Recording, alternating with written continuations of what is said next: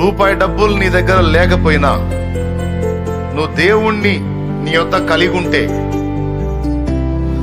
విస్తారమైన డబ్బున్న వాడి దగ్గర లేని మనశ్శాంతి, సంతోషం, సమాధానం, ఆదరణ, ధైర్యం నీ దగ్గర ఉంటాయి. లోకంలో చాలా మందికి విస్తారమైనటువంటి డబ్బు ఉంది, కానీ మనశ్శాంతి లేదు, సంతోషం లేదు, ఆదరణ లేదు, ఆనందం లేదు, ధైర్యం లేదు, భయం గుప్పెట్లో బతుకుతున్నారు.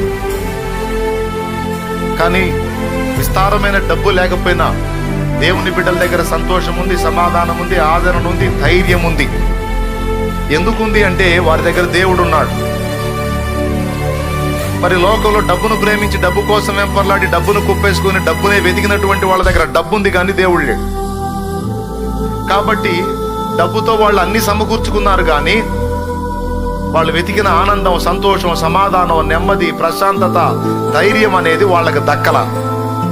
అందుకే పేరు గాంచినటువంటి, ప్రఖ్యాతి గాంచినటువంటి వ్యక్తులు సైతం ఉర్లేసుకొని చచ్చారు, ఆత్మహత్యలు చేసుకొని చచ్చారు. కావాలంటే మీరు బాగా ధనవంతులు ఎంక్వైరీ చేసి చూడండి. కుప్పలు కుప్పలు పైసలు ఉన్నాయిగా, బాగున్నావా అని అడగండి. సాయంత్రానికి మంది వేసుకొని పండుకోవాలాడు, లేకపోతే నిద్ర రాదు, లేకపోతే నిద్ర మాత్రాన మింగాల. అది కూడా పనిగాక చచ్చిపోతున్నారు.